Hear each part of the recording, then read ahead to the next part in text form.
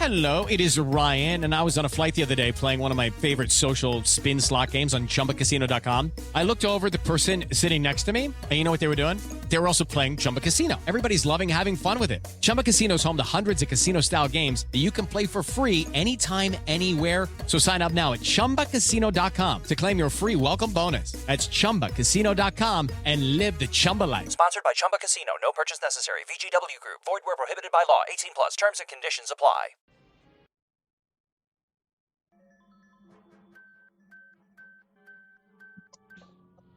Here we go. All right. This is talking over Transformers. Forrest and... Hi, I'm Rick. I'm Wolfie. No, you're not. Don't you lie to these people. How could you do that to our people? I'm Wolfie, and you're somebody else. I'm an entirely different person. All right, and what are we watching today? We're watching the Return of Optimus Prime from 1987.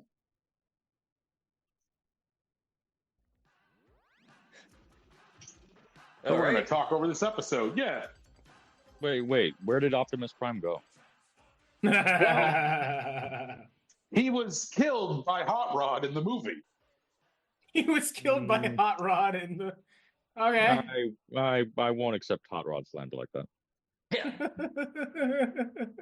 So, yeah, season 3. So this episode was hastily rushed into production. Season 3 was going to end without the resurrection of Optimus Marv Prime. Wolfman. Is that a big Sherry name? Wilkerson? Oh, that's a pretty big name. Well, he's a hired gun for this. Like I say, they rushed this episode into production because they got a bunch of angry letters, including, I guess, according to Flint Dille anyway, some kid who wrote to Hasbro, or some mom who wrote to Hasbro saying her kid walked out of the Transformers, the movie, crying his eyes out because Optimus Prime was dead. So they had to hastily make this episode and resurrect Optimus, which is crazy because halfway through season 3, they had no intention of doing that. And they brought him back as a zombie only to kill him again in season 3. So this is such a... they went 360 on this shit. It's really fun. They didn't do a 180. They did a full 360 on this goddamn shit. They really emotionally abused their audience. This little scene here shows years. Optimus and Megatron fighting. This is original artwork, not culled from the season 1 or season 2. So kind of the last time you'll actually see Megatron and Optimus fighting. At least in the G1 series. A good robot! More than meets the eye. Yeah, the turnaround. So yeah, hastily added on to the tail end of season 3. Like, season 3 is over, I think, in like January of 87, or maybe way earlier than that. It might be like October, November, December, somewhere 86. Immediately following the movie. Season 3 runs all its episodes in syndication in like weekdays. And there's like 35 episodes. They run, maybe 7 weeks, something like that. And then come around like, I think this is, I forget exactly. It's like March or something of 87. This episode just comes out of nowhere. You got a new episode of Transformers to watch. And it brings back Optimus Prime. I mean, no spoilers because it's called The Return of Optimus Prime. Yeah. But it's an effort on Hasbro to recognize that the characters are actually beloved and that they shouldn't just be killed off like just toys.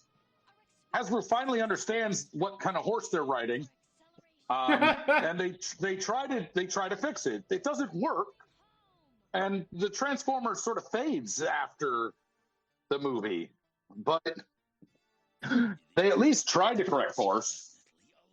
Yeah. But it takes so long.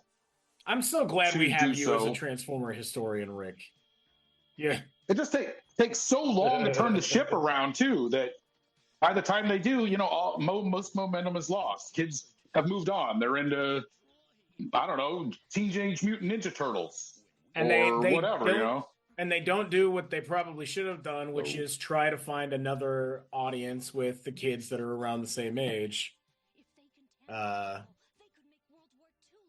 rats are trying to destroy each other. Well, season 3 is a weird, they clearly are playing all the episodes up to an older audience, But then they have Daniel as their kid character, who's younger than Spike was in the first 2 seasons. So, like, they're trying to reach for both the older and younger demographic. It doesn't work, and it just fizzles. Transformers fizzles. I just realized I could make a Magic the Gathering reference there, but I'm not going to. Not very good anyway.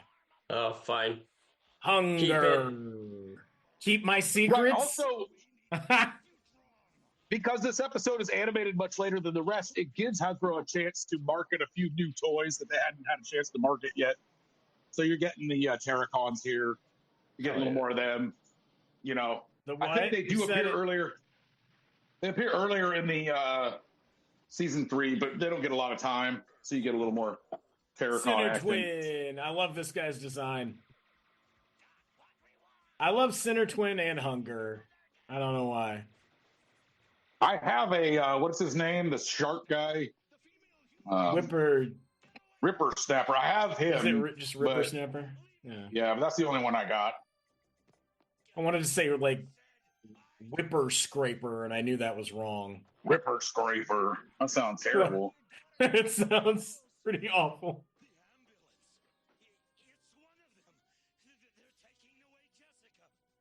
Oh, they're taking away Jessica. Right. The plot of this is pretty wild. It's just this angry scientist who's pissed off at all Transformers. He doesn't care whether they're good or bad, Autobot or Decepticon. So he's going to give them the hate plague. The body of Optimus Prime, by the way, which the last time we saw was heading into his son. So, like, how did they get the body? Baby. Yeah, I wanted to ask that, but you were doing the history, and where did the body come from, Rick? They don't. You know what? I've told you before. I'll throw you out of here if you keep asking questions. Well, you're gonna throw me and Forrest out. We both had to ask. Where did they get Optimus Prime's body from? What kind of a dumbass question is that? Why are they intercutting Optimus with Jessica being sick there?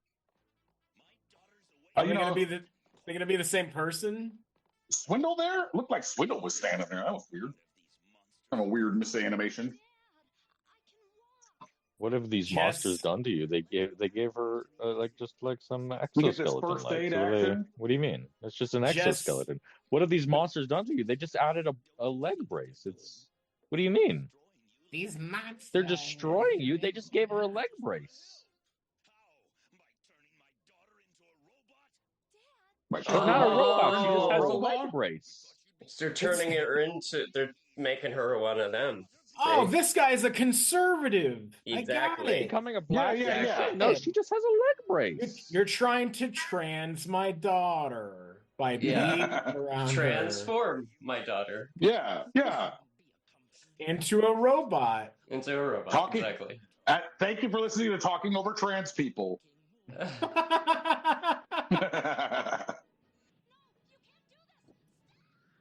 Wait, what? Don't burn him. Wait, is it possible why are they burning Optimus now? He hates him so much. Does he have a low melting rate? What are they? What? I thought they were going to use him. Beer cans, I think. They're gonna blacken.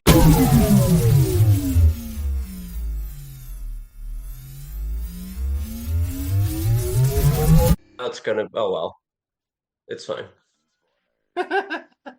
It'll be fine. It'll just be 2 files. Fine. What is it? Jessica, please.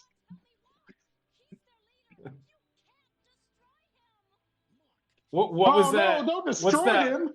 What's that line from Fight Club? Like the paradigm is changing, but the audience doesn't see it, or something like that. I think the expression goes, I keep getting older, but they keep staying the same age. I don't know about that, Rick. I don't know. Well, when you're talking about Transformers, that's because they're like 4 million years old. So. Yep. Yeah. 1 year doesn't really matter at that point. You know what I like about Transformers? So they pull out Optimus's body after traumatizing you in the movie. Yeah. They do surgery on the body. Then they burn the body and mutilate the face. Mhm. What else is in that movie? And Now, look, this is here's after he Rodimus became a Prime. zombie earlier in the season. You get a little Rodimus Prime. You're not going to see him for much longer. I want to watch that episode with the zombie. I haven't seen that one. Honestly, Why- like this Return of the Optimus Prime episode is kind of fun, but I think Rebirth is better. I like the three. There's a lot packed in there. There's some problems with it, but you get to see the headmasters. You get to see the target masters. Pretty great. Wait a second. Do Transformers sleep? Yes. Yeah. Well, they go into stasis, right? Okay. Yeah, they go to sleep. Okay, second question. Why don't they just give us Rodimus dreaming? You know what? I've already told you not to ask any questions. You're on your second question now. You just keep pushing your luck. It's mister. more like my third or fourth. Nobody likes dreams. I think you've had too many. We're cutting you off on questions here. Oh. Well, fine, then I'm going to switch to cider. Streetwise, Blades. Ooh, Transform into Defense Roar. that's the ugliest transformation I think I've seen. Yep. This is. Oh, God. And it sounds like Transform into farts. Superion and Why sell does it yourselves. sound like farts? Throttlebots. Here's the Throttlebots. You haven't seen them before. Oh, everybody. Yeah. Bumblebee has been here since the beginning, man. How small are Rodimus some of Prime. those guys? What?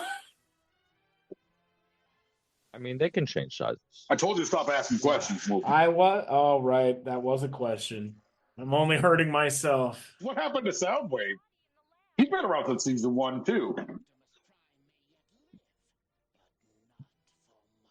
I don't know that they were selling the Soundwave toy in 86 or 87, but there were certain characters that even they'd stopped selling their toys, but they continued their characters. But it was always, on the Autobot side, it was always something really unfortunate, like Cliff Jumper or Scatman Carruthers on Jazz. The Soundwave toy is the one G1 toy they sold the longest. Oh, okay. I think it I don't was remember years after the other stuff. Mm. Well, Japan sold it as the Sound Blaster toy with the redesigned door in the different colors. Don't I don't touch know, I any touch think any red red G1 dust. Soundwave. Don't touch any Like angel before, dust. Before Japan even did the Sound Blaster. Sound Blaster. Oh, the Sound Blaster. Hmm. I'm My father. starting to love how the subtitles have like pieces stick, and then sometimes it looks like it just gives a funny sentence. It looks like a funny sentence for a second. What in the world's going on in here? There's another question. I'm messing up, Rick. I can't stop. Well, I You're mean, being hit it's by a the show rage that virus. invites. It's a show that invites questions, but also cannot answer any of them. No, it's easy to answer this question. They're being infected by the rage virus.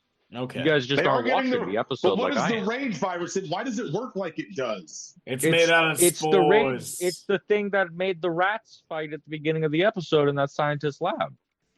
That they found on an asteroid or something. Yeah, and it also turned the rats red. I thought the rats turning red was a animation error, Look, but I guess Ultra Magnus clearly is it's not. pissed off. Also, like if they touch you, it's like a game of tag. Like if they touch you, then you get the hate plague. Mm-hmm. Hate plague. Yeah, it's just like tag. I've got you. That was Missed easy enough. me. That's why you don't announce your attacks. It's dumb. Right, it's dumb. Don't do it. I'm gonna kill you. No, just kill him. Yeah, if you're 20 feet away from somebody and start screaming while you're swinging the Look, knife these around, are like they're gonna those people know. were like COVID deniers. They were just like stood there and got COVID, and these fuckers Yeah. just stood there and got the hate plague. Look, and Rodimus is like, I tried to tell you, there's really COVID going around, and Galvatron's like, You're no, it's not. lying! That'll threaten my re-election chances. This is no place for me. all be contaminated. Oh, normal human police with laser pistols? Sure. Not that they have regular guns, but they sound like lasers for some reason. Your species. Well, it's the future. It's 2005. Remember That's when we true. had Oh, I forgot. right. Yeah, I forgot we switched over in 2005. It's been 19 years. And I mean, Did they also, lose like, their normal sound effects here? What's happening? Well, like I said, this episode's rushed into production. They are not putting the same effort, and it's not the same production team. That team has been dismissed. The Transformers season 3 is over. Those people are gone, and most of those people were still tied to the season 2 and 1, but they're gone. This was brought in and rushed at the last minute. Like Sunbow's doing its best here. Oh, hey, Rekgar's this episode through. Rekgar still got his signature laser nipples. Mm-hmm. Oh yeah. Why is he there? He's the regular part of the cast now, I think. Okay. Oh yeah. Yeah. They brought him to them Earth in the movie for reasons. but you didn't see Skylinks in the movie.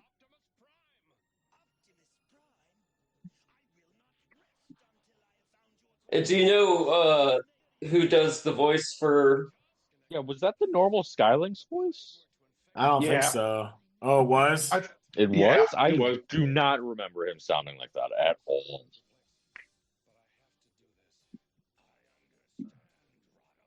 Oh, I understand. that doesn't sound right. None of these voices sound quite right. Oh no, Poppytron's voice sounds like that. It's one of the weirdest voices they do in here. But he said I get it. Metroplex. Or Metroplex, sorry. Oh, I think okay. Poppytron. Oh yeah, not Poppytron, Metroplex. Sorry, my bad. It's all good. It's all good.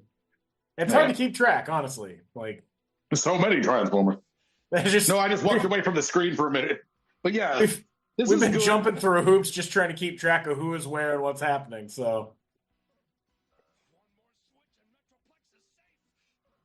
like, I do love how you get to see the last of these 86. These were original characters made from the movie, and this is kind of their last hurrah as starring characters. The Rebirth thing's going to have Optimus Prime back. They're all going to become Headmasters and Target Masters, so they're going to kind of shift roles a little bit. New characters are going to come in. So this is the last hurrah for these all new characters. okay, that's an uncomfortable truth. I'll track your gas fumes. Please don't. I really love Ultra Magnus and Rodimus in those Lost Light comics, but man, they are not like the G1s at all. There's G1 is, I wouldn't call it a good cartoon. It's zeitgeisty. It hit all the right notes, but it wasn't like good. Oh yeah, I very much prefer Ultra Magnus and Rodimus in those IDW comics. Yeah, well, they had 40 years to work on it or whatever, 35 years to work on it. Yeah. Would you like to be a pepper too? Yeah, I love that. Oh, humans can be infected. Hot. That makes sense because rats could be infected. Yeah. Everybody's getting the hate plague. Oh no. We're gonna get a hate plague Predaking. So this is what's going to happen with RFK in charge of. Well, getting the hate plague. 2025 hate plague. Oh, look at this Quinton bouncing around instead of flying. What is that? I dig it. Look at his teeth. This is pretty great. You get to see the Quintessons resurrect Optimus Prime. And then it's used to great effect by Dr. Smooth. You know what? I can't believe we haven't watched Dr. Smooth yet. What's Dr. Smooth? So, like in the early 04, 03, this dude made a bunch of hilarious videos where he recut a bunch of his videos from, G1 into just hilarious things that with redone vocals. Pretty great. I don't want to give too much away because I think they're pretty funny. So what you're this is a reference you're not going to say, but I'm just going to say it anyway, just in case Wolfie and Jake understand it. So what you're saying is that's a Transformers version of like Team 4 Stars Dragon Ball Abridged. No, I'm more confused. Like they take a bunch of scenes from Dragon Ball Z, but with funny dialogue. Oh, They just redub it, yeah. redub and re-edit. It's fantastic. Everyone should sounds check fun. out. You should check out Dragon Ball Abridged, even without knowing about Dragon Ball Z. It might even be funnier. All right. Maybe I will. Actually, I don't know how well that aged, so Oh, I don't remember much of it. My power is I pretty smoke a great. lot. Oh man, to be is continued. that is Peter back. Cullen? And this time, no force in the universe can stop him. Peter. Oh, Cullen. except for a commercial break at the end of the show. Except for the credits And bad writing. Yeah. and possibly a season finale. So yeah, they gave in the Five Faces of Darkness, it gets a unique opening in one of the episodes, but this here they just used the standard season 3 end credits and opening credits. Nothing changed. They really were. This was rushed. It was not what they wanted to do. They expected that Optimus Prime would stay dead. They were going to keep working with these characters. They were expecting to do basically what the Headmasters did, only the U.S. version. And that's the thing is when we watch Headmasters, you'll discover it's written by Japanese people for a Japanese audience. It's not written by Americans for an American audience. And there's just a lot of differences in the show. Yeah, a lot of those Japanese versions of Transformers and like even the redubs of Transformers, they'll make it more of like a comedy. They definitely love to goof around. They turned Beast Wars into a comedy for sure. That sounds fun. Or Animated, maybe you'll have little more girls comedy kissing too. robots. Who knows? They had they'll have a lot of the Transformers like use like goofy little catchphrases and stuff. No force. There we go.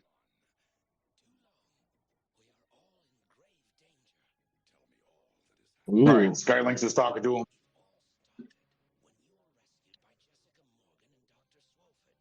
Oh, this is how they got the body.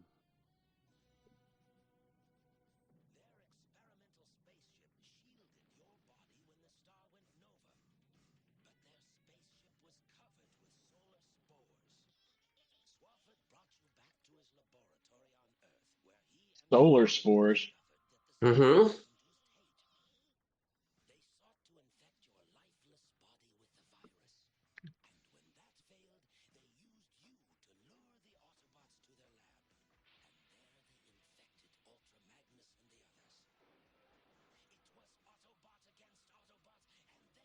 Marv Wolfman, who wrote these episodes, is the guy who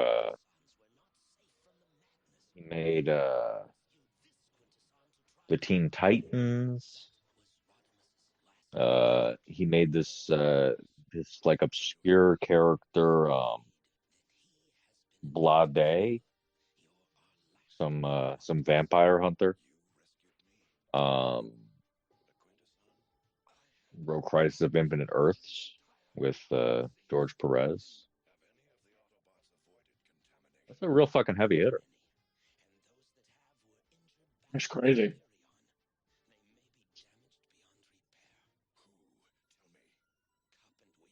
A Blade. At least some of the people that worked on Transformers went on to do good things. Oh yeah.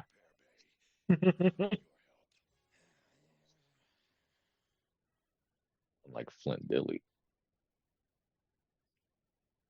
Unlike Flint Dille. Get it in there. Get those in there.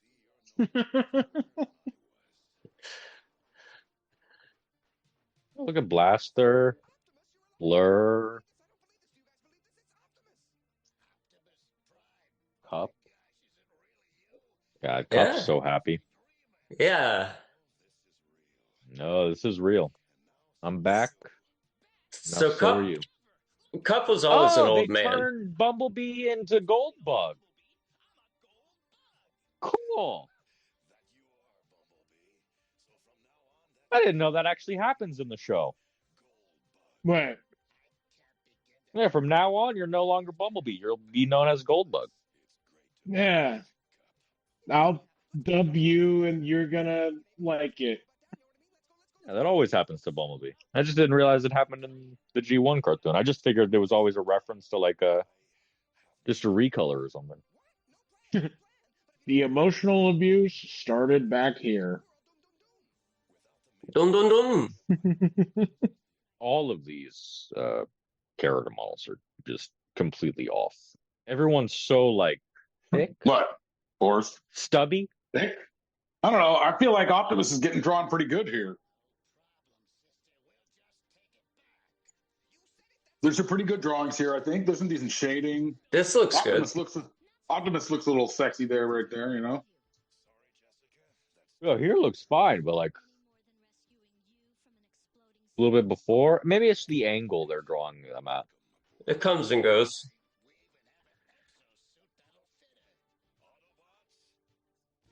Oh man. I hope her dad doesn't see her in that exosuit. He's gonna be pissed. Also, Optimus's trailer was way bigger than it should have been there. That was weird. Well, yeah, I mean, the most consistent thing about the show is that it goes off model. A lot of hate play going around. It's like that COVID. Oh, I like how Galvatron has managed to survive not getting the hate plague. Yeah. I like that the last until Oh shit.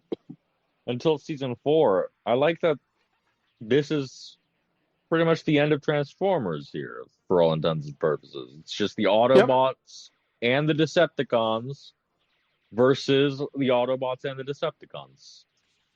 Also, where's all the red recolors for everything? Where's my red Cyclonus? Yeah, what's up with that? We have I was just a thinking. wave of the gold guys, but not We the got red the gold guys. things. Yeah. The gold lagoon ones. I'll buy a red Cyclonus. Yeah, I think it should be that kind of candy red, you know, maybe like transparent. Yeah, that's what I was thinking. I'd take bright and shiny too. Whatever you make those light pipings out of, just make the whole thing out of it. Yeah, like it's candy. Oh, yeah. Optimus and Galvatron have to team up now. Yeah. They're old brothers. This is the first time Optimus is and meeting Galvatron. Does Optimus The old even know brothers. Galvatron What are you is talking about? They've Megatron? been brothers forever. Galvatron and Optimus.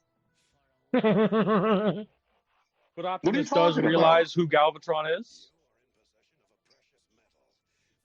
He probably knows. He's got the Matrix, right? No. I can Well, hear who's you gonna get being it? voiced by Frank Welker. You must be my old friend. Yeah. Are you my old friend? Are you my brother? D16? I love the little like shading, glossy effects they do on all these drawings here. Yeah. Yeah, there's some nice little animation effects. Yeah, this is a Toei episode. It's not an ACOM episode, so you know there's some grace to it. It looks nice at times. Yeah. All that. Right, there's a lot of shadows and stuff. Gold bug. Yeah, reflections. Is this the only time we get Goldbug, or is he in those season 4 No, he's in the episodes? rebirth. Yeah. As much as I don't love Bumblebee, except for my Studio Series 86 Bumblebee, I love this guy. I love my little baby boy. My little baby boy. As much as I don't love Bumblebee, I do like Goldbug. Yeah, Goldbug's all right. It's weird. It's like Bumblebee without all the annoying shit. Yeah. This looks kind of good. Like the second episode got a lot more shading in it. He became Goldbug and he's getting eatens. It's getting the biz. Yeah. That's one of the Swallowed by a jokes in tentacle that monster. Dr. Smooth thing. They're like, "You're a gold bug. I'm going to call you Goldbug." thanks, Optimus. And then Cut walks up to Optimus. He's like, I feel like a piece of shit. And fucking Optimus goes, well, then that's what we're going to call you. Shit piece. Oh, yeah, we're going to have to watch There you those. go. We have to watch them. Yes, you guys will laugh. You'll laugh. You'll cry. Oh, no. Now Jessica is a Transformer.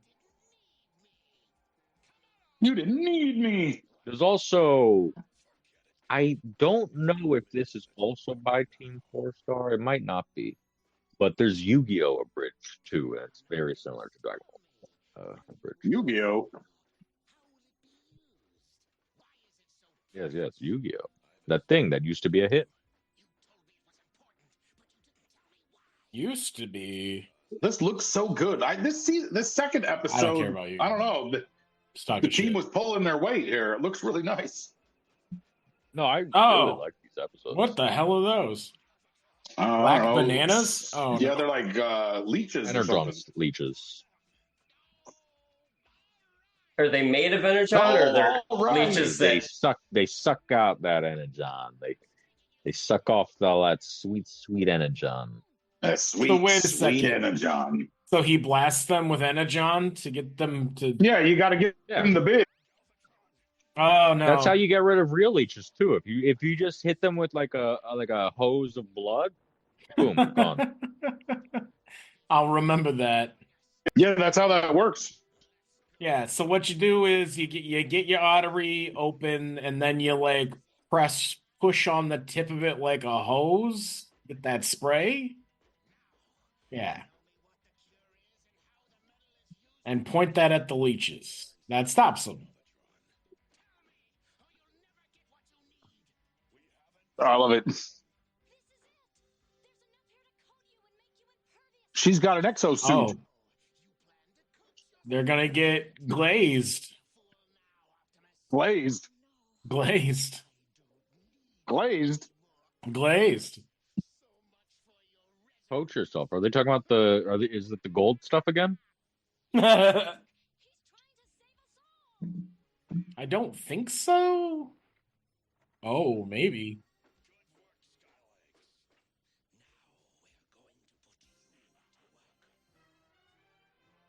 Da, da, da, da, da. Oh, Wait, so why good. is Cyclonus just hanging out? Yeah, he's gonna ambush him. Oh. Oh no. Oh no. Jessica They got got the little girl. got Little plagued. girl. I want to know how the bright red guy shining in red energy snuck in there, but Missed you know him. what? Didn't see it. Walked right past it. Oh no! Oh no! Galvatron's getting the biz. Oh man, I have so many Here of the comes guys in Optimus, this episode and he's all now. Optimus is pure white. You know, noble, strong, white. White power, Optimus is saying. Jesus. This fucking show. It's just his purity. I feel gross now. Rodman's Prime. I agree. We've got to find Rodman's Prime. Dennis Rodman's Prime. Dennis Rodimus. That would have been better. Why didn't he? There's a branding opportunity. I guess there was a branding opportunity. Rodimus Prime. Well, in Transformers 1-3, when Rodimus is introduced, we'll come back around. Nobody messes with and me. they've killed Optimus Prime for a fifth and final time. Well, I wouldn't say final. Not final time. To make a completely white Optimus Prime, considering Ultra Magnus without his armor is just white Optimus Prime. No, he's got a blue mouth guard, red eyes. Agree to disagree. I love how Did you Rodimus fix just stands there your with his heels mouth on open. your 86 Optimus yet, Rick? No, I haven't messed with it. I haven't even transformed it. We should Like, check more. It's got some great. I told you, I'm a Transformers collector, not a Transformers player with her. Oh, I think I've seen you play with those Transformers, Rick. Yeah, no. If I have to read the directions, then I give up because the directions suck. You have to read the directions. That's your favorite. That's the line from your favorite song. Directions suck. I know. That is my favorite song. Yeah. Yeah, where's the all white Optimus repaint? It's called That's what they're gonna call it. It's called any of those white Ultra Magnuses. No, that's Ultra Magnus. No, it's just white Optimus without his armor. Yeah. We'll call it, well, just to make sure that it's accurate, we'll call it alt white Optimus. Yeah, there you go with Yeah. it. All white. That's totally normal alt white Optimus. It's fine. It's not a problem. It doesn't Don't mean anything. read into this. Yeah. The colorist on this episode must have been just so relieved. Because all they have to do is paint everyone white or red.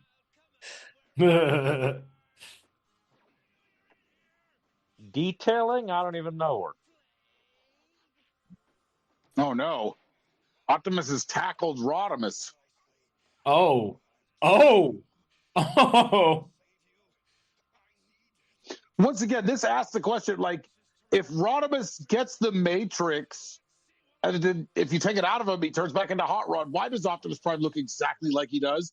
And I think you had a good explanation from Ryan Alpha Trion or whatever, but also, whatever, dude. Like, no, he should, like, shrink back into Orion. No, because his body was specifically changed by Alpha Trion.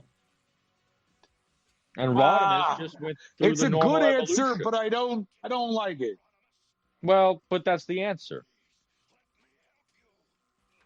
That as far as I'm concerned, that's what they explicitly said in the show. I forgot So what that that little- reasoning was. That But little welder gun thing that Rodimus was holding up against Optimus, that's one of the classic cells, quote unquote, that comes with the Rhino DVDs that I'd hung up in Anthony's room for years. Let the sunlight pour through. It was kind of fun. He always asked me, "Who's this?" And I'd be like, "That's Optimus." "Who's that?" "That's Hate Plague Rodimus." Rodimus.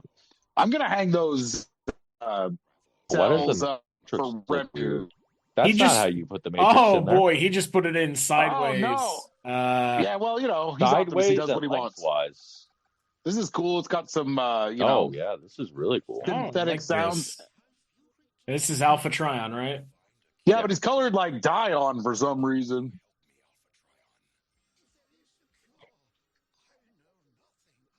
No, you better look deeper in the Matrix. Yeah, turning his helmet this color makes him look a lot like a conquistador. He looks like the I'm Gordon Fisherman. That's what I thought. Well, you know, that's how you know you can trust him. I like how it cycles through like older leaders. I'd like to go through that frame by frame to see who they all are. Yeah, that'd be cool. I know for sure that last one was Sentinel Prime.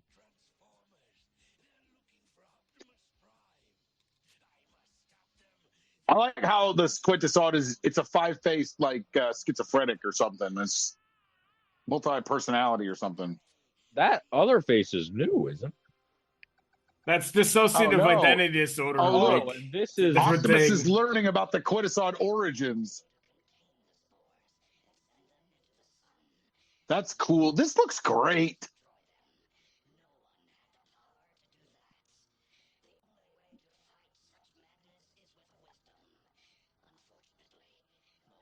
Yeah, it looks pretty great. Anyways. Yeah. Back then, we wished our video games looked this good. I think this thing goes unnamed until a later comic. But I'm blanking on what. It's kind of hard to tell what the mouth is doing there, but the mouth is willing, but the flesh is weak. Show me what that mouth do, Wolfie. Never quit the sun. I'll stab look, you with he's this got- pole. He's got What's going on? got a stage hook. Yo, what's going on with his head? Oh wait, they're straight up playing the touch. Oh! You got the power. Ah! Oh, he's gonna blast him. Oh man, That's how you stop the hate plague. You use Stan Bush in the touch. I didn't see this coming. You get the wide of the storm. So good, so terrible. Wow. For the record, like I have owned the Transformers the movie, the soundtrack, and it has some pretty cool songs on it, including I think "Instruments of Destruction" is a pretty goddamn awesome song. But the Stan Bush shit That's not one of them. is by far the corniest goddamn 80s music they ever made. It's the best fucking song, you mean? You got the touch. Yeah, the power. Did they play that early on, right? Think so. Rick? What, in the movie? Yeah. It gets played twice. It gets played when Daniel and Hot Rod are fishing, and then they go to see the he's like, Daniel, the shuttle's landing, and then you hear the touch as they drive to Lookout Mountain, and then at the end when Arise, Rodimus Prime, that's when you get Okay. the touch. Oh, but they're gonna play it It's twice still in this playing right goddamn now. TV show again. Yeah! You got the power. Oh, and then they cut to Oh, commercial man. right in the middle. So I don't good. think it's gonna return after these messages. No, that's it. Oh wait, Oh, the no. secret files of Teletran 2. The best part of every Oh. episode. It is pretty fun. I know as a kid I really liked this. I didn't understand that it was just there to like fill time. I always thought it was pretty just fun to review the Transformers. Because like there's no internet. You can't look this shit up. Like Yeah, you I either wish watch I- the episodes and catch them or don't. But Or you read it in a fan magazine.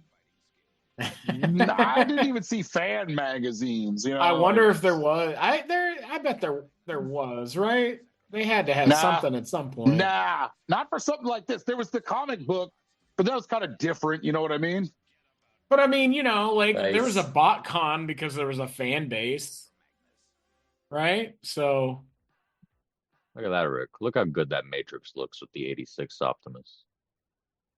what year was the first bot con again, Rick? Where's Rick? I don't know. We both talked to him at the exact wrong second, I guess. No, what was your question, Wolfie? BotCon. When was the first BotCon? 94 in Fort Wayne. 94. Okay. Where's that? It's Is that it's in a a town place? near Muncie. I wonder. It's not that close to Muncie. How would you know? Well, I don't know. I've been around.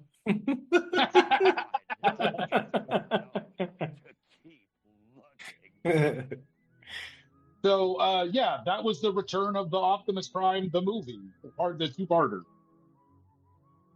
Yeah. That was pretty. I That was definitely- pretty great. Yeah. Well, was it? Yeah. Was it? Yes.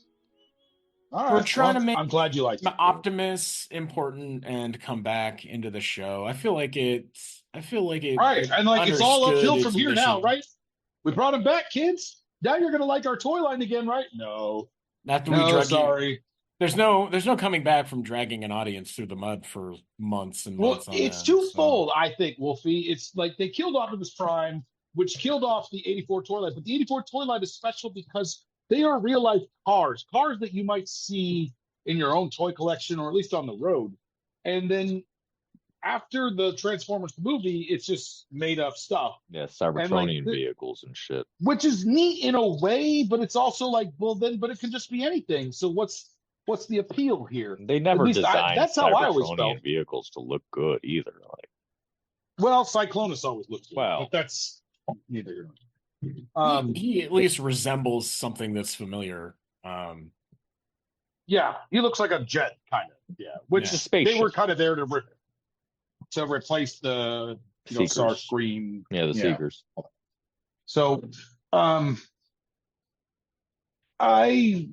feel like they lost it twofold. They killed off a main character, and then they moved on to designs that were science fiction based, and kids were also like they were growing up. They're getting the kids who were fascinated with the original line had gotten older and were into something else, like like I said, chiefly Teenage Mutant Ninja Turtles, video games, and it was just sort of over. But they could have kept the momentum going if they didn't kill off the 84, 85 cast, but just sort of kept them hip with the times, maybe add some new characters, keep bringing in these well-designed Takara toys instead of these kind of goofy sci-fi toys that were designed by Floro Dairy and then made into plastic.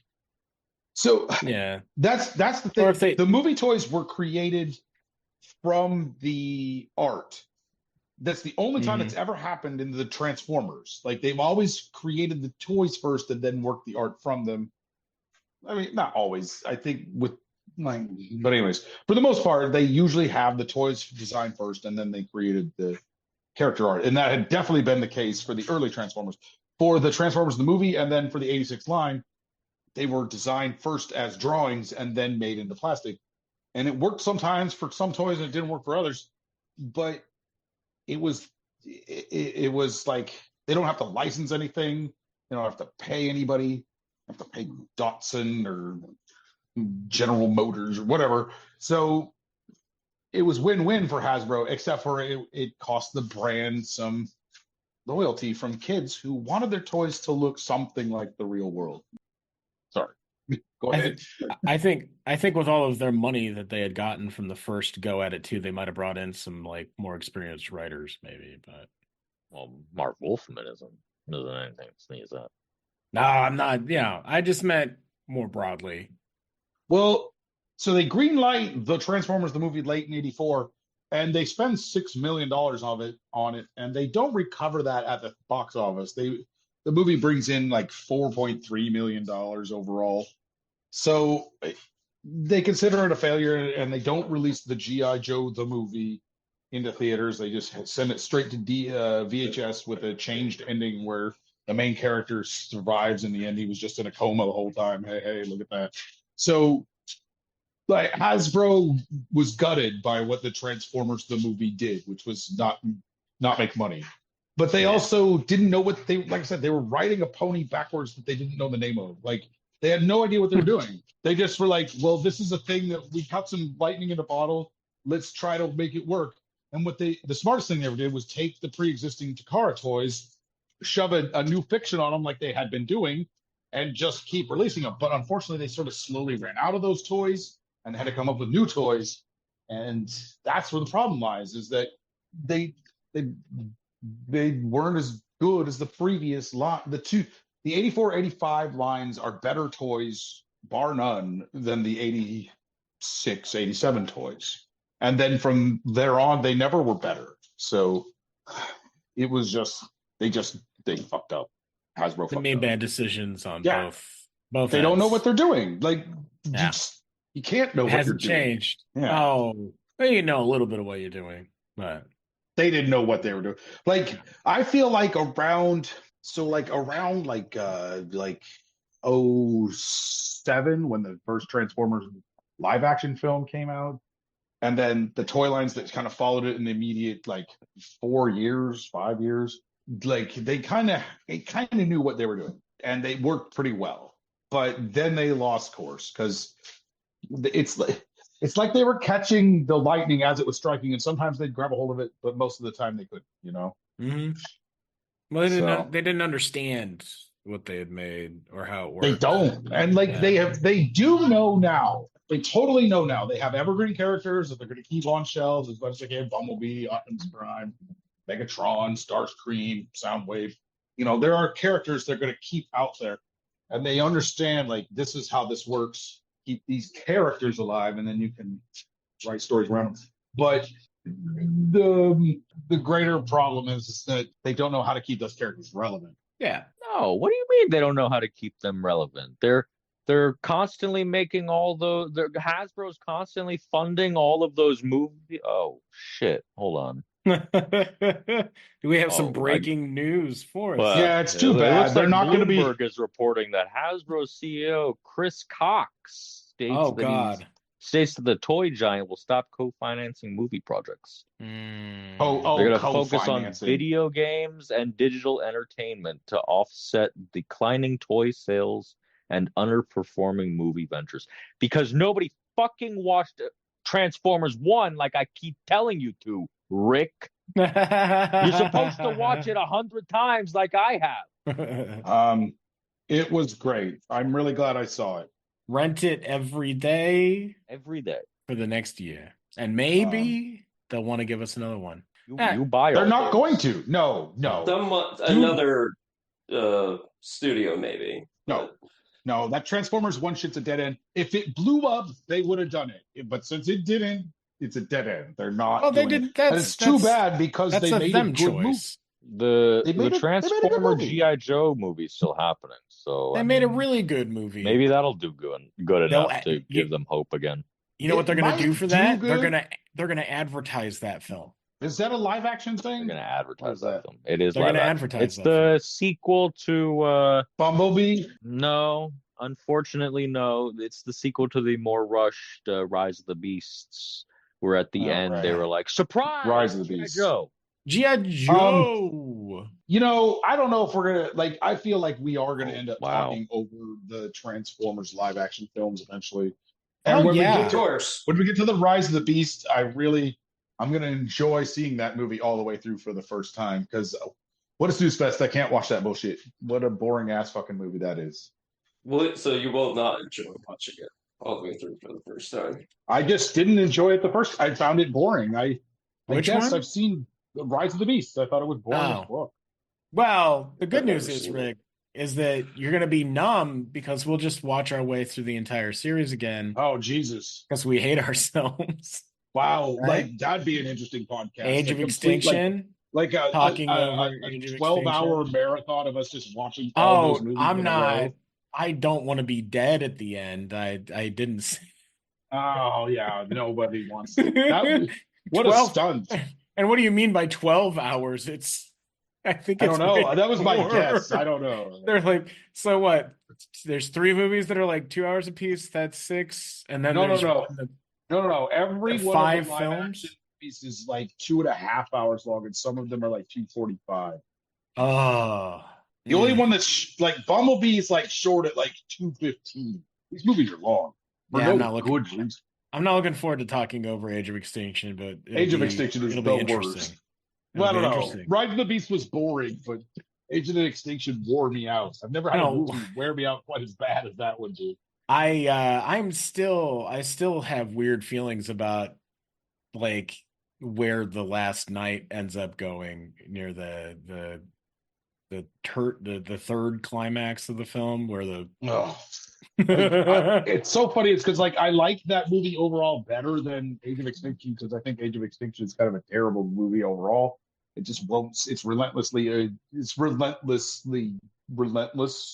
Won't give up. It just keeps beating you the whole time. But sounds kind of like the ethos of that movie. But we can talk about that. The Last Night has some Michael Bay's taking it a little less seriously, and there's some interesting little things, and it's got some fun in it. But the final battle, whatever, the last third of it, whatever, the last quarter of it, just as bad as anything in Age of Extinction, or not worse. It's awful. I hate that battle of like upside down Earth, Cybertron, whatever, Unicron, whatever the fuck is happening. It's incomprehensible. Cannot watch it. It's bad. Just make bad shit. I feel bad for anyone who wasted time watching it. To be me soon with you guys on Talking Over Transform. Yeah. So, Jake, what'd you think of the Return of the Optimus Prime? I think you already said, but I don't know. Any final thoughts? Wait a second. Oh no, Jake. What? Yeah, it was good. That's good. He was awake. He was awake. Why are you laughing like that, Wolfie? He was awake. You guys didn't put him to sleep. He's mostly out of frame. Did you guys enjoy the movie, the show? Did you Oh, I enjoy the fucking show? loved it. Yeah. I liked it a lot. Like It was the rage. it's a little more cohesive than I was expecting, because some of those episodes, I'm just like, I don't understand what's happening. I do feel like something came down from Hasbro's, CEO, who's like, you got to bring this Optimus Prime thing back, whatever it is, and you better not fuck it up, So Yeah. Right. Well, that's why I had Marv Wolfman there, I guess, because Flint Dilly probably would have been like, I don't know. Yeah, but Dilly's like, I don't know. Can we bring back Carbomia? Yeah, let's bring it back and have him destroy Carbomia.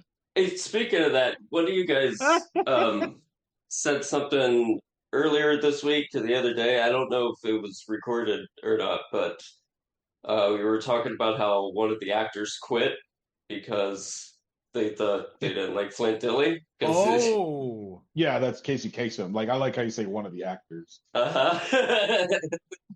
Yeah, one of the voice actors on the Transformers. I think that's what he's most known for. Yeah, Casey Kasem. Yeah, he was mad at Flint Dille for making a country called Carbomia, which he should have been. Mm-hmm. Like, it's stupid. Flint Dille, Dille's an asshole. Unapologetic racist.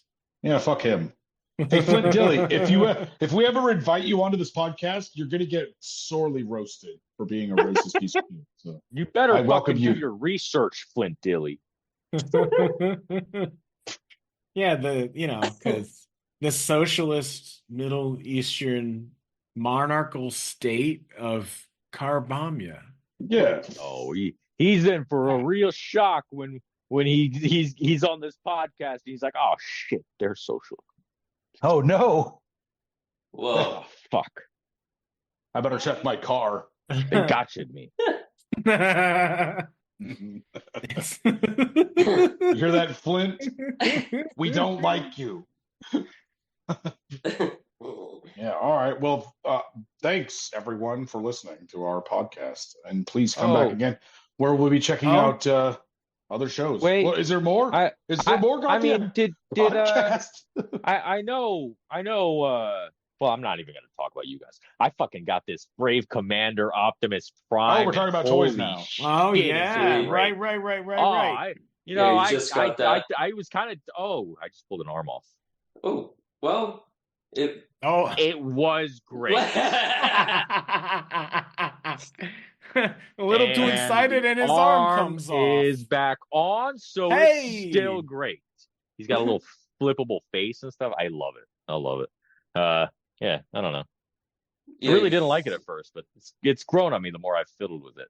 Unlike that 86 Optimus, which I still love. And it looks. I think the Matrix that comes with the Brave Commander looks better. Oh shit, that looks great. Optimuses, yeah, that's nice. That's a substantial that looks Matrix, fantastic. unlike the little tiny one that comes inside of this guy. Yeah, finally. But light my darkest hour, Optimus. Light your darkest hour. It is the wrong color, I think, though. But that's not that big. Hey, I don't think that's right. Oh, that is the right isn't it? color. Isn't it That's silver? It should be gold. No, it's golden blue. Should be gold. Oh, yeah, in the movie. I didn't think it was gold. It's like okay. Well, they didn't color it gold in the show. But yeah, you're probably right. Well, that's because the show is cheap. They went with the stainless steel Matrix for the show. It was also the wrong shape in that episode. I don't think we should really. And he put it in sideways. Put it in the wrong way. He put it in lengthways towards himself. Put that thing in like he was swallowing it. But and I'm still waiting to open that blaster. Yeah. Oh yeah. Well, hey, spoilers. But did you guys get anything? Any new Transformers? Wolfie, what'd you get? My 2 out of 5 road pigs, because I'm spacing it out, but I've got 2 of my road pigs that are gonna be set up to look like the Black Skulls from Mandy, the demonic motorcycle club. And he's great. He is like reasonably smaller than other deluxe sized figures for some reason. Well, he's a motorcycle, right? And he's a motorcycle. He's a little fidgety. But like the his legs huge, which is kind of great. He's kind of got like heels on the back. And I dig that. And he's got a cool look. The back of his head's kind of transparent, which is neat too. Road pig. How many road pig you got? I got two. How many road pig you plan to get? A total of 5. One to what? Because one of them's got to ride the motorcycle himself, so he can be on there. Yeah. I love watching Filch get on the bike. Yeah. Filch is also a great figure. I love. Oh yeah. I love that one. Oh yeah. But yeah, he's got a great look to him, and the spikes on the back, and he's his color scheme kind of flits between black and red and black and pink a little bit with these tailpipes that go on the shoulders and stuff. Yeah, it's a pretty great toy. And he's got toes, which is not common for Transformers. Mm-hmm. Yeah, I really like that road pig too. I have one just because he's one of the Star Raiders, and I have to get all of these space pirates. I got to get these space pirate Transformers. I just need 2 more of them, and then it's off to the ones that aren't in the Star Raider line. Which ones are you missing? Still, Cannonball and Lockdown. Oh yeah, because there's the weird inventory stuff going on with these Walmart exclusives, where they're not getting store distribution most of the time, or some of them are. I think they're both out of store near me. I just don't have can't really get away. You know what I'm saying? Yeah. But like I had Lockdown at a store near me for a little bit. Now it's gone, and that was it. Like one store, 20 miles north of me. I regret not grabbing that Lockdown when I saw it online. The Cannonball too. Yeah, I feel like I didn't buy the Cannonball. I didn't buy the Cannonball. I skipped it. I was like, I don't like the base toy. I'm not buying it. And now it's rare, and I wish I had got it. I feel like it might get restocked. Yeah, you got the holidays coming up. Yeah, Filch got restocked. Oh, I had another thought and it's gone. Oh, the only thing about Road Pig that like gets under my skin a little bit is the conceptualization that it's got headlights on its chest, and then there's no headlights on the motorcycle. Yeah, even when you transform it, you turn the headlight part away from the front. Yeah, and like so it's not that it's still a cool alt mode and everything. It's just like it feels like there they are showing up under the bottom in the back of the thing. Yeah, just a weird I think part of it has to do with the original figure, I think, having the headlights on the chest too, but I haven't looked in a while. Oh yeah, I think I have I think so. Let's see. Yeah, good Transformers. And then we're gonna do we're setting up to do a big blaster review. He's got a Road Pig. You can combine that Road Pig with that Lockdown to make a bigger motorcycle. If I was going to open them up. So I bought some Transformers this week because I've been anticipating something. We're all going to get to something, but we haven't got to that something yet. So I got this Gamer Edition Megatron, and I got this Gamer Edition Starscream. You guys, since we talk a lot, you know that this is fine enough. The Megatron is fine. It's fine. I don't hate it. I'm not like over the moon about it, but don't hate it. But the Starscream, I stared at it for months in box at the store going, well, I don't like that. I don't really want to buy it. And then finally, just like a moment of weakness, I was like, I have to buy a Transformer today. So I bought this stupid thing, and I hate it more now than I did when it was at the store. I just don't like it. And I would discourage anyone from buying this horrible Transformer. So please, Hasbro, if you're listening, you're selling garbage here. Don't sell this garbage. I really don't like the way his chest cockpit looks. It's too wide for me.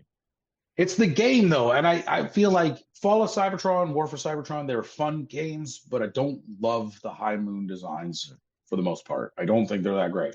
It was a take, and I get it. Good job, guys. You tried something, but you did not nail it. You did a bad job, and it's not something that should be remade into toys again.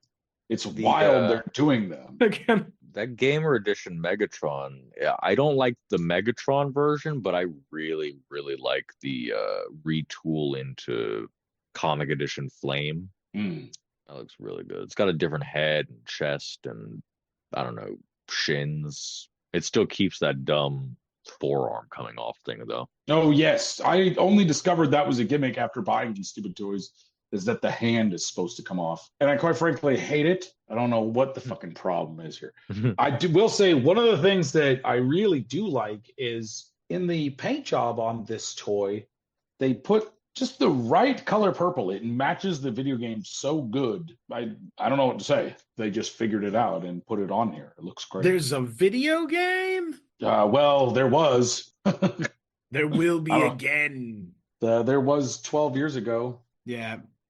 And it looks like they're going to re-release it. Oh, wait a minute. 14 years ago, if you count the first. Holy. There's a lot of rumblings that you're going to be able to get that digitally again.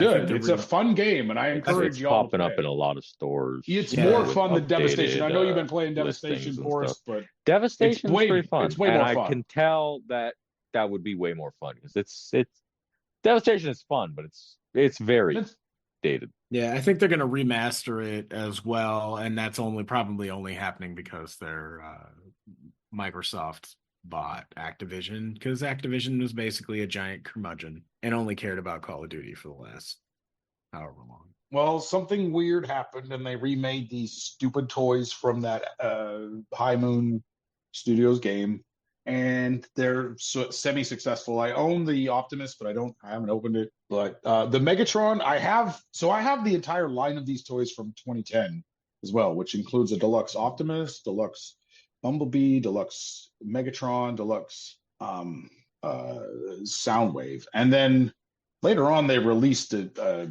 Starscream a couple of years later, I think, for the Fall of Cybertron line. But this Megatron, they've never done it right. It's always got problems, and this one is no exception. There's just something about this design I don't like.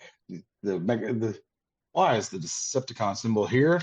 That's terrible. It should not be down in his midriff. I hate that. There's no wrist swivels on this toy. I don't know why. There just isn't. They're just cheaped out on it. Don't know why.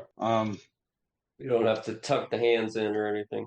It's just stupid. They're just cheaping out. You do tuck the hands in, but they've done it before for other toys.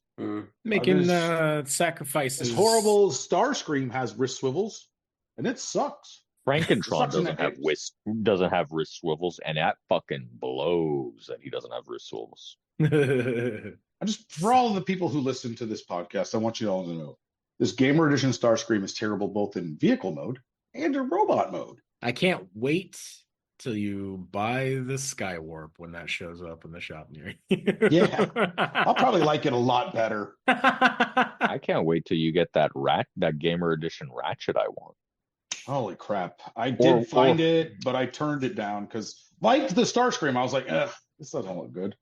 What about the Gamer Edition Devastation, Transformers Devastation Optimus? Do you like that one, Rick? No, I don't. What? I'm not familiar with this toy. It looks like, I'm not going to say what I think it looks like. It's in the chat. Oh, boy.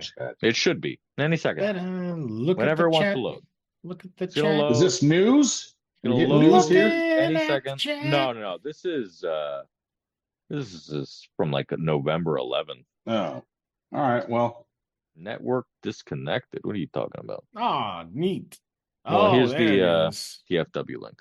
Well, I see this link is about the Costco guys and their Rizzler. So I don't know. Oh boy. I'm not loving that. Yeah, it looks like crap. Look at that. Look at the way that. What is this toy? Oh, right. I've seen this. Look at this is Commander. Tilt. Okay, this is, I don't know. I don't hate them for this. What this is like, just like they did a shitty missing link for, like, if you were like a poor man and wanted a missing link.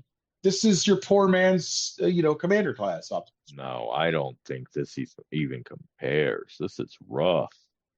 Look at the transformed vehicle mode. Hold on, I'm looking at it. Yeah, that's not great. It's not great. And like when they were like, let's do a cartoon effect on it, they really were like, let's do the minimal amount by making the windows the cartoon effect, and then the rest is just. I like the ankle tilt just being the foot coming away from the leg.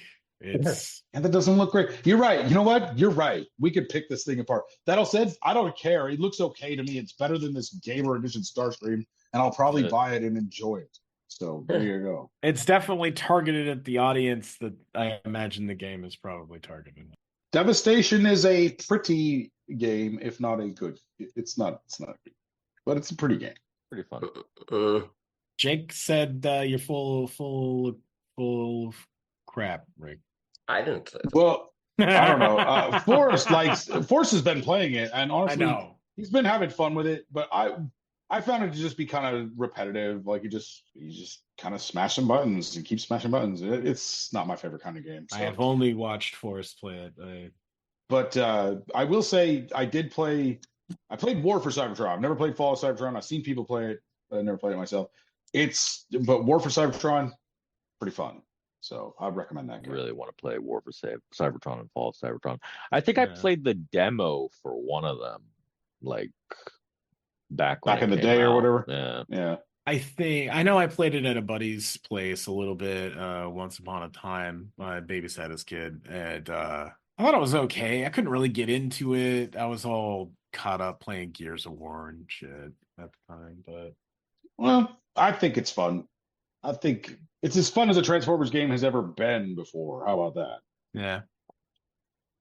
Forrest, is this something you should read in the chat here? This thing you posted, the company highlights. No, that's just more about Cox. How he was he highlighted.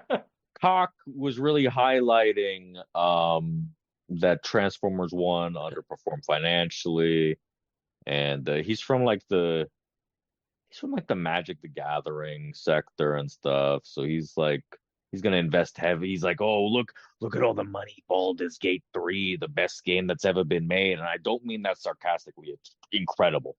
Look how much that made.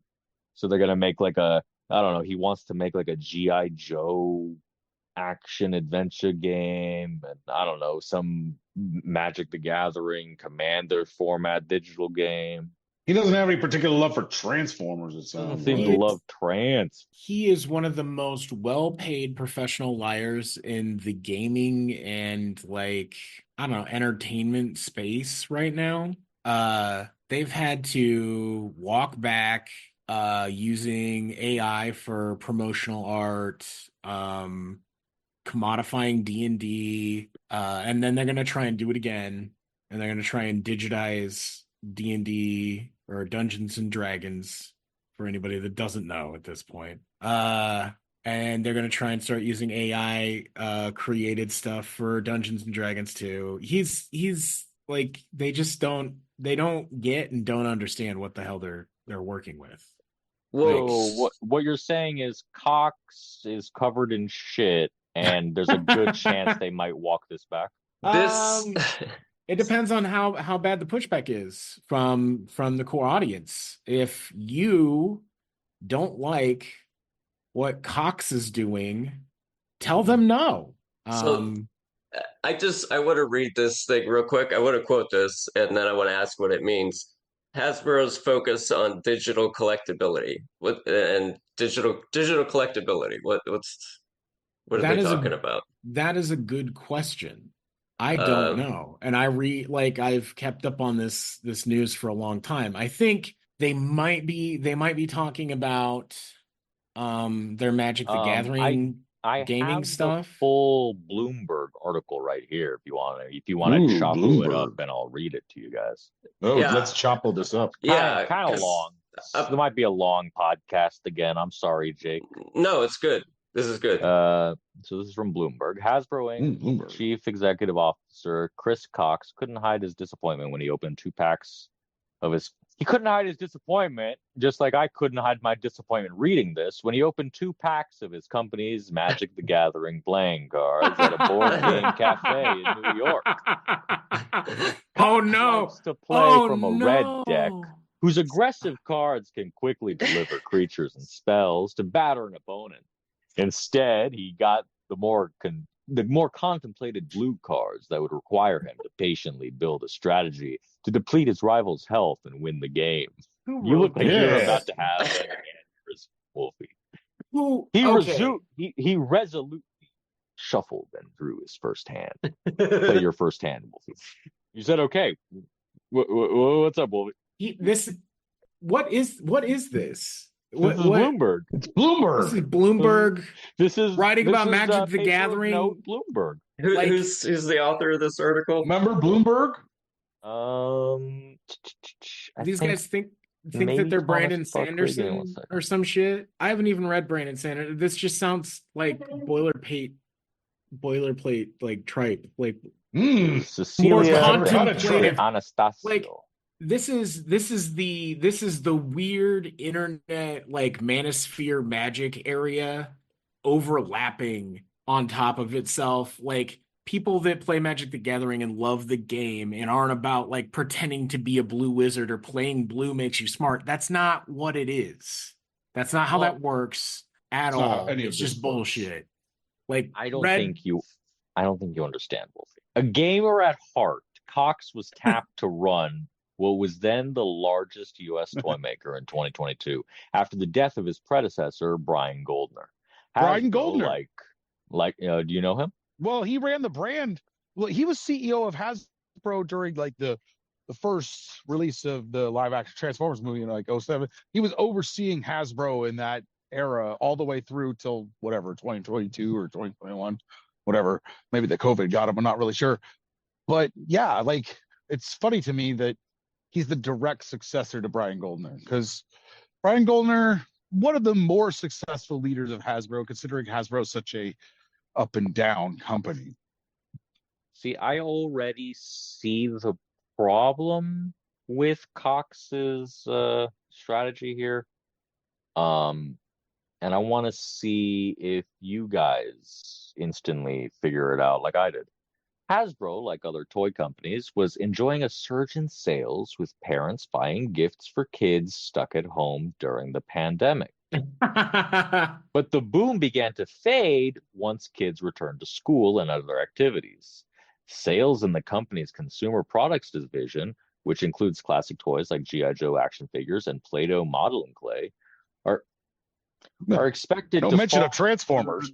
straight year. I modeling clay. I thought you were supposed to eat that. It's Analysts Play-Doh, not play clay. Exactly. They make all these meal kits with it and stuff. I don't.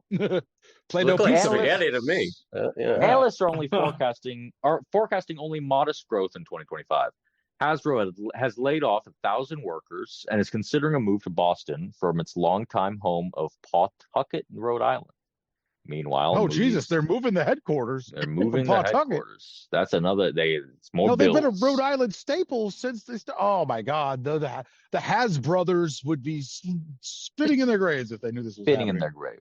Meanwhile, movies Hasbro co-financed, including the recent Transformers 1 and Dungeons and Dragons Honor Among Thieves. I love how they're like, this is your fault, Transformers movies, 1. Both incredible movies that got terrible fucking marketing, received critical praise, but underperformed at the box office. Last year, the company sold off most of its film and TV business, and longtime rival Mattel Inc. passed the company in annual sales. While studios such as Sony Group Corp. And Lionsgate Entertainment Corp. Will continue to make movies based on the company's products, Hasbro itself won't co-finance the films. It's part of a larger strategy to invest more in video and other games, which are popular with kids and adults and have been taking a greater share of consumers' leisure time. We want to reach fans where they play, and increasingly that is through digital expression of their favorite brands, Cox says. The Microsoft Corp veteran joined Hasbro in 2016 as president. Oh yeah, that's where he came from. Yeah. As president of the company's Wizard of the Coast division, which makes Magic and the popular Dungeons and Dragons role-playing games. Sales of that unit nearly doubled to $1.4 billion between 2019 and 2023. I wonder if that had anything to do with that big movie they said bomb. As Cox introduced new card packs for Magic and an online version called Magic the Gathering Arena.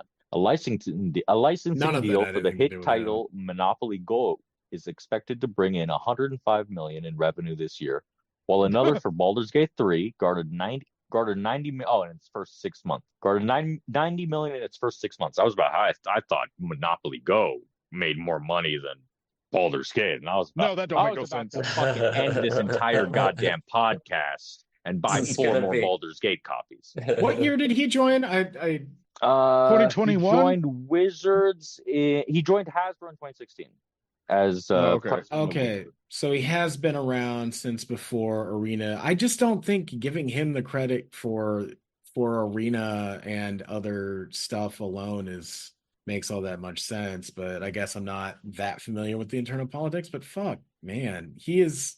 Also, I'm so glad he's a gamer at heart and that he's still with Microsoft, like Phil Spencer fucking is. No, he's You the know. Elon Musk of Hasbro. No, fuck him. Dude, he's No, horrible. yeah. He wants to be what's the Activision guy? At heart, oh though. my god. At heart, you know. Oh yeah, at heart. Because you work at I, Microsoft and Xbox maybe, and that makes you a gamer at heart. I don't want to like talk up Brian Goldner like he's some kind, like he's a bloodthirsty, money hungry capitalist piece of shit. But he was just, he didn't hate his company the way it looks like this CEO does. Yeah. Well, he doesn't fundamentally misunderstand it probably either. This guy does. And it's very clear because like the Magic the Gathering brand is falling to the wayside. Half of the Magic, which they've like more than doubled the amount of Magic products that come out each year. If that sounds familiar to how many Transformer products they release every year. They more than double it. Now half of it is going to be other franchises, you know, kind of like Fortnite, which there is a great video about the Fortniteification of Magic the Gathering from a cool YouTuber. Transformers are, they're expensive to engineer and develop and bring to market. So was Magic the Gathering, but now they're doing less. They do less testing than they've ever done in the history of the game now, and they end up with cards getting released that then have to ban from the formats it's legal in because it breaks the game fundamentally. And it was like they didn't want to release a broken card, so they re-engineered it, and now it's more broken than the original version was by a long shot. And that means that that's a card that both the secondary market and the players don't get to play with. And some people who believe that the value of what they've purchased needs to be retained have also lost that value. And so they get to lose twice. Should have bought Transformers. Those things don't go down in value. Hasbro wants to make more games itself. The company has already invested $1 billion in developing video games. Cox said he earmarked $100 million to $150 million a year for future projects, including a new science fiction adventure game Exodus, headed by veterans from Baldur's Gate developer BioWare. Hasbro is also working on a new Dungeons & Dragons video game that hasn't been previously announced, Cox said, not by the same developers as Baldur's Gate. Yeah. And an action-adventure game based on G.I. Joe that is currently in pre-production. The company aims to release 1 to 2 video games a year by 2026. And this is the part Wolfie's going to really like. The rest of this article is just for Wolfie. That's already a nightmare. 1 to 2 games a year at the scale and like quality that they're probably going to want them, and the level of monetization that's going to be incorporated is already a nightmare. Yeah. No, these are going to end up being mostly like mobile games, probably. Video games aren't a surefire way to counter the Dragon toys in movies. In 2023, Wizards of the Coast canceled at least 5 video games amid a post-pandemic contraction in that industry. More than 11,500 video game workers have lost their jobs so far this year. Some analysts predict the market will rebound in 2025, but won't hit the COVID-fueled highs of 2021. Those sweet, sweet COVID. Shocking news. Yeah, everyone. Video games What's the name of that Transformers game that has yet to come out, but the toys have been out for like a year and a half now? Reactivate. Regeneration. Yeah, reactivate. Yeah, never coming. They still say it's coming. They still say it's coming. Yeah, just like all those other games that they canceled in 2023. Not just because of the contraction, by the way. Some of them were hot trash and their betas failed. Still coming. It's still coming.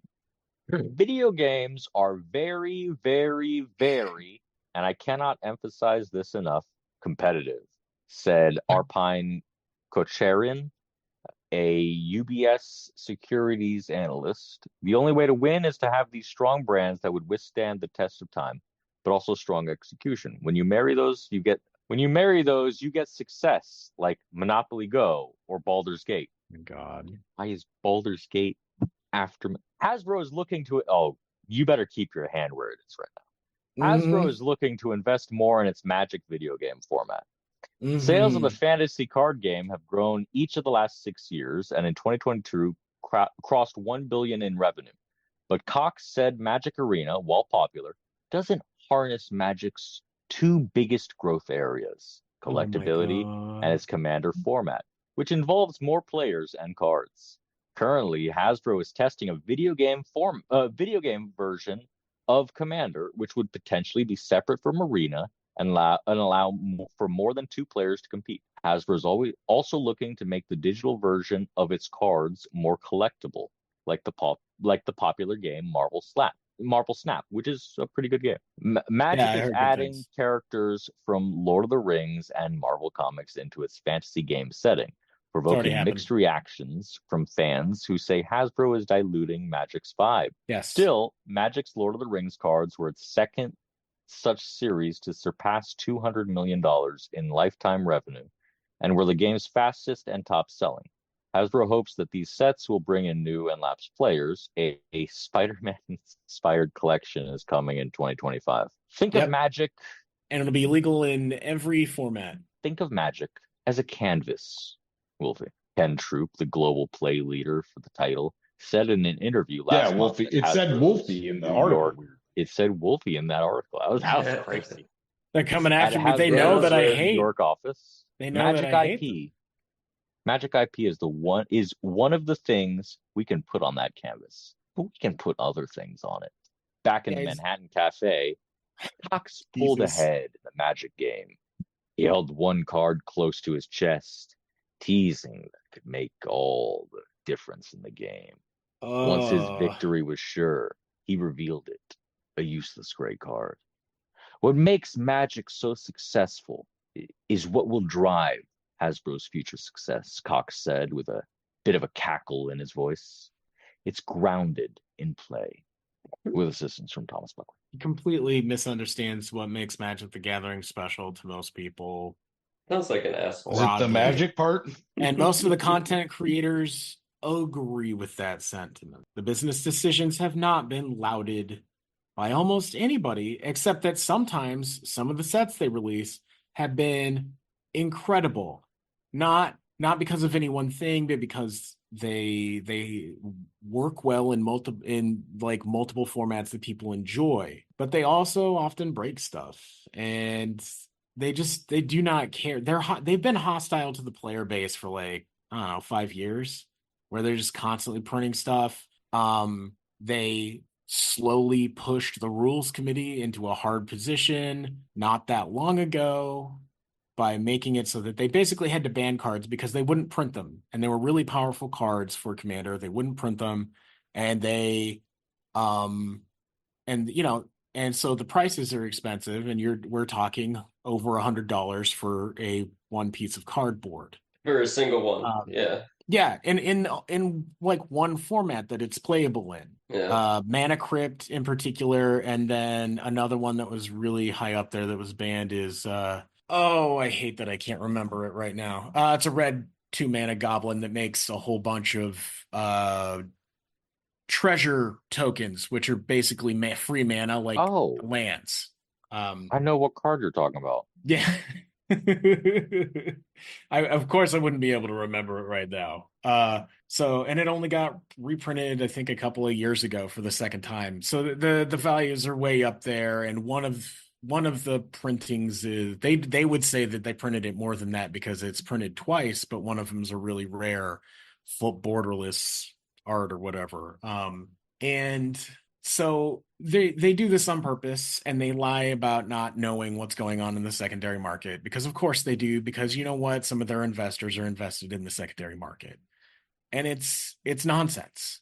It's just like they have basically built a fake cottage industry around themselves, and their investors get to play in it, and they pretend that it's not going on, and it sabotages the game. Like, if everybody had access to these cards, it wouldn't be a problem. But here's what happened, guys. So they banned I forgot where I was going with this. They banned those cards because they're hostile to the game because unless you make enough money to like, unless you're well off, you can't really afford that and also a whole deck and be competitive, because lots of people like to force the format into being swayed in their favor because winning is what they've incentivized it, like, making money in our capitalist economy. And so the wealthy people have it, the poor people don't. Proxying is okay, but it still makes the game environment more hostile if you don't have the money, or you can't find a way to proxy it, or the people around you are saying unless it's printed it doesn't count stuff, which still happens because we are nothing if not kind of elitist and patriarchal. And then so they ban the card. This rules committee, these people that volunteer to try and keep Commander fun to play, start getting death threats. And instead of Wizards stepping in and saying, that's not okay, you're going to become unofficial, like, we're going to find a way to legally protect you and make you safe from this. They just let the rules committee disband and hand the ownership of a format that has been player controlled for as long as it's been around, become theirs. And so now they own the format, and they're doing a whole bunch of silly numbers games to try and figure out a way to manage the power level question and all this stuff. And I realize I'm way deep into Magic the Gathering right now on our Transformers podcast, but this is about Hasbro and what they are willing to do with the things that you care about, these silly games that we humans want to play and have fun with our other humans. Yeah. This is what they can do to anything that you love, is that they will play the long game and swallow it and find a way to push people to make mistakes and let them have it. They're hostile to Magic the Gathering. They're hostile to Transformers. They're hostile to it being successful without them being able to say they figured out the formula, as they said in that article. And it's just like, no, it's not as simple as that. What makes a video game good is like somebody lovingly putting it together and happening upon something cool. It just happens. That's part of the creative process. It doesn't matter if it's music, art, toys, a shelf. There is no one thing that makes a shelf or a speaker box or a TV kind of attractive for you. You kind of stumble upon it. So what you're saying is we're about to see more Transformer crossovers than ever before. Yes, we're going to see more collaborations that get them licensing fees instead of them paying it. It's going to be like, well, if you want a slice of this, you come to us, not the other way around. And yeah, what made because like with the Lord of the Rings set, the reason that was so successful is there was a one of the One Ring serialized and put in the box. It was a Wonka ticket, and people were going nuts for it. And somebody got it, and then Post Malone bought it for like $2 million. It's worth way more than that, ultimately. But what do you wait and hope there's going to be another buyer, or do you take the $2 million? So. That sold so much of that product, it was obscene. Was the article over? Was that it? Oh yeah, I forgot about that. Yeah, he won his card game. Yeah, Good with God. his gamer at heart. By not having a winning card, he won. That's funny. He kept that last card close to his heart, and it turned out to be a useless gray, which isn't a card. And he won. There is no useless gray card. Maybe it was an artifact. Sounds like the person he was playing against didn't know how what magic is. It sounds more like the author doesn't know what magic is. Yeah.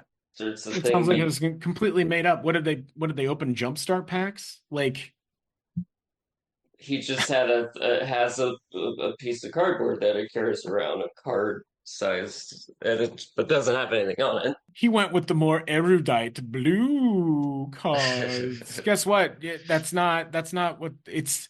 That's all symbolism. Those are descriptors for the idea behind the concept of what blue is supposed to symbolize. It isn't literally that. Playing blue isn't necessarily more complicated. You can play against blue players and all they do is jack the deck full of counter spells. That isn't an intelligent thing. any more than zapping a creature with a lightning bolt for 3 damage. It's not different in that way. There can be complicated stuff in every color. Red can be as complicated as blue and green and black. It's just that the math is placed in different spaces. If there's even math. Ugh. Gross. I wish I could join in, Woofy, but I have no idea what you're talking about. It's okay. It's dumb. It's like dumb interior Magic the Gathering politics. Like the symbolism is then the thing. It's the it's like the idea of the chat. It's the same thing. Well, yeah, blue makes you smart because the symbolic character they made, Jace, the mind mage, and he's supposed to be incredibly smart. yeah, guys, that's just a story. Yeah, It does, it's symbolic, and made symbolic through in-game actions. That's all it is. It's like, Optimus Prime being noble and sacrificial, and then in the films, like he's a murderous psychopath. It's the same. Well, that's just Michael Bay. I know, but you know what I'm saying? That's just Michael Bay. He isn't the same character all the disguising time. his fetish of being a murderous psychopath. I'm on to you, Michael Bay. Where are the bodies? He is less secretly really interested in age of consent laws too. Well, I know we'll get back to that eventually. Yeah, well, there's my Magic the Gathering, or my rant about what's his first name? It's not Brian Cox. It's a different Chad Cox, Harry Cox, Big Cox, Shitty Cox. I don't know, whatever you want his first name to be. He's got a bunch of nicknames. He does now. Deplorable Cox. Got it. Broke Dick Cox. Revolting. The fact that they felt the need to write all that frilly language around an imaginary Magic game, like, I'm sorry, that's embarrassing. Like, yeah. I just want to add a couple of the wonderful guys in Magic the Gathering, the content creators, and be like, guys, like, you should read this article. Stop it. And then we can all talk about it, because holy crap, like, it's terrible. They don't know they have no idea what they're doing, and they're never gonna be honest about it. So the digital collecting thing. Right. I have no idea. You know what it is? They're gonna remonetize Magic the Gathering Arena by creating the Commander game. That's what they're doing. Oh, okay. Because people are already some NFT shit. Watch. Kinda. That's what. Is it like that, or is it? They already have a model. They already have another like long running digital card game, Magic the Gathering Online, that's now in somebody else's hands because they didn't want to pay for it anymore. And it's already got premium / foil style cards. It's got some supply side issues with printing of cards in the game. I think they might have resolved that. I don't know. I don't keep up on it. But you can play Commander for way cheaper with really nice cards in there because they don't have restricted printing rules. This is so deep in the weeds. There's a bunch of cards that they don't print in paper again, except when they do, and it's because of some silly rule they made, and because it would piss off a bunch of collectors, because those are the most important people that don't play but they collect. Just like with guitars, that's what's important about a guitar, is that you put it in a room and keep it there. Because that's where the real money, that's where the big money is anyway. That's where the most excitement about anything ever is putting it on a shelf and not playing. Yeah. Especially with an instrument. I know I never touch my Transformers. I just leave them there and that's it. I just look at them. But they're toys, and that's okay with toys. With instruments, it's weird. With magic, with cards for a card game, it's weird. But yeah, that's what they're going to. So they already have a model for the collecting and scarcity side of things. They're just going to increase the commodification. And basically anybody like myself who has been playing Brawl on Arena which is like a terrible version of Commander because it's 2 players and people love to just get the games over with for some reason. They don't want to have any fun. Basically, that collection will mean nothing because real Commander is coming. And then that means that you're going to have to pay back into a different ecosystem that's probably going to be completely different. And that's a whole new, funnel for money. And you're going to have 2 Magic the Gathering games that you might want to play because some people like to play something other than Commander. And Pioneer still isn't in the game, but people have been waiting on it for years now, and they've just been slow rolling it. And yeah, like they're just gonna do it again. So it's new game, new investment, higher scarcity, I imagine, and more predatory model. They've almost, like, the weird thing is that now that I'm thinking about it, I'm like, well, I was noticing that on Arena they've kind of slowed down asset production a lot. We're not getting the random like cosmetics that we used to nearly as much. They've kind of locked them behind more commodification doors, and it's just like, oh, you're upset that people are playing for free. And you like, so I've got to decide between, maybe doing a couple of drafts that I've saved up a bunch of gold for, which is the free-ish money. You can get gems too, which is the one you can pay for to buy stuff, but it takes longer and is, you have to win at the pack opening format where you get packs and then pick a card every one, packs get passed around and you pick a card. It's called draft. Okay. And you draft the cards. And yeah, so they're just going to make a more predatory version of all of that and a completely different program, it sounds like, which sounds awful. And I don't know if I care to do it again. And that's why you're saying that's why they do, like, they only print so many of, paper cards, and they would print so many of these ones. Yeah, they make chase cards. I'm positive there's chase cards in whatever level of rarity that they want to anyway, because some of them just don't show up in boxes. And everybody will have 5 of one thing, and it's like, well, it's given that you're talking about multiple stores and hundreds of boxes being consumed in one town, it'd be weird. And yeah, sometimes a card is better than others, but that doesn't mean that the scarcity is necessarily as high, even if the demand is high. You know what I mean? Like, Okay. it's, and I don't know, if hundreds of packs are being opened and they all drop at the same rate, which means that you should have 5 to 6 of that same card in another box. So then that's 5 to 6. And I don't need to go into that. I just they're really predatory, and they have not earned anybody's trust in the last 10 years in this regard. Well, yeah, like I know that was the thing, like with baseball cards in the 90s where there was some scammage going on. Yeah. So, yeah. Well, they haven't made it better. They've found new ways to make it bad. Like, hey, it's just not against the rules anymore, so it's fine. Yeah, we're just allowed to do that now.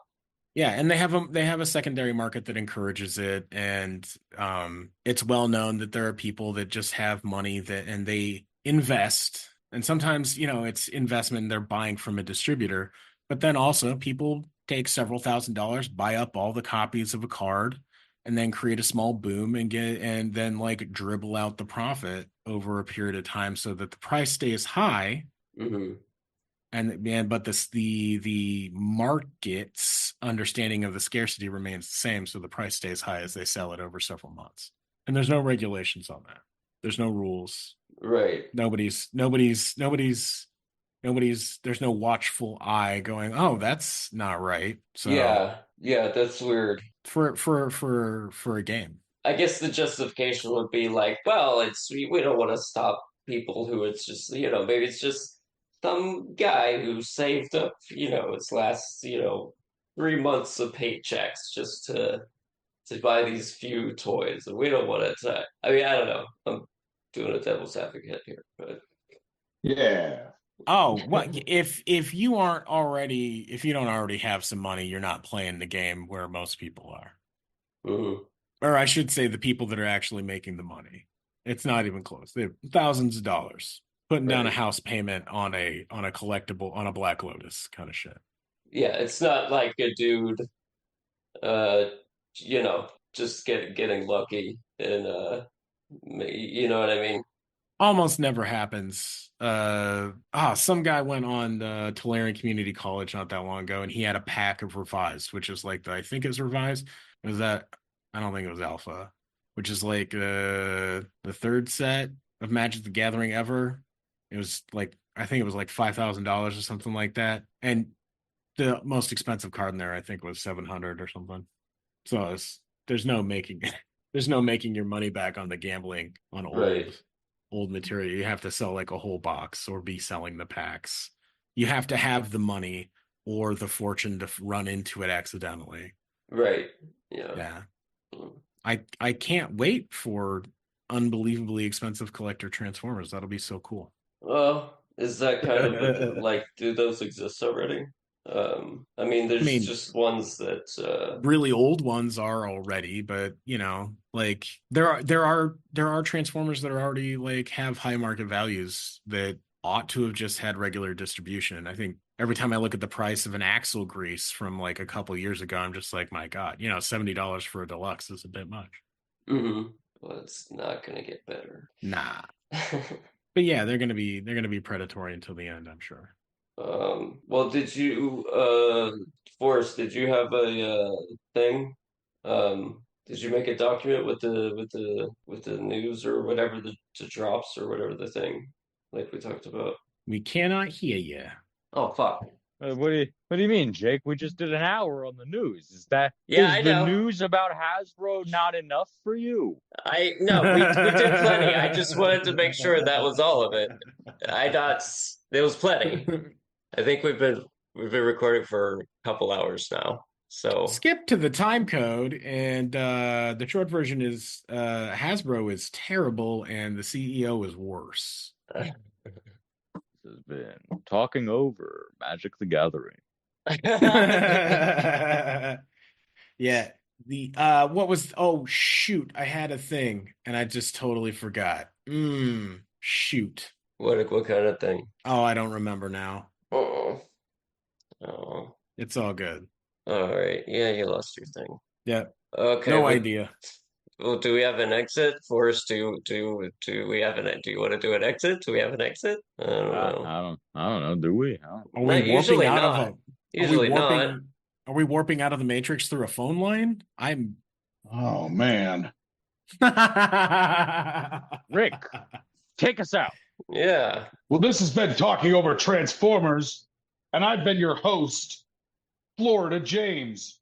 Who? What? Thank you, Florida James. Thanks, Florida James. Florida James. Well-known guest and host. I'm Talking Over Transformers, Florida James. This has been Forrest and Florida James. How to have fun, anytime, anywhere. Step 1. Go to ChumbaCasino.com. ChumbaCasino.com. Got it. Step 2. Collect your welcome bonus. Come to Papa welcome bonus. Step 3. Play hundreds of casino-style games for free. That's a lot of games. All for free? Step 4. Unleash your excitement. Woohoo! Chumba Casino has been delivering thrills for over a decade. So claim your free welcome bonus now and live the Chumba life. Visit ChumbaCasino.com. VGW Group. No purchase necessary. Void where prohibited by law. See terms and conditions. 18+. At Kroger, an annual Boost membership just got even better. Now you can choose from Disney Plus with ads, Hulu with ads, or ESPN Plus on us when you sign up. Plus, enjoy unlimited free delivery, double fuel points, exclusive offers, and free items. Sign up for a Boost membership today. It's an easier way to save, including new streaming options to relax with while we deliver your groceries. Kroger, fresh for everyone. Restrictions apply. See site for details.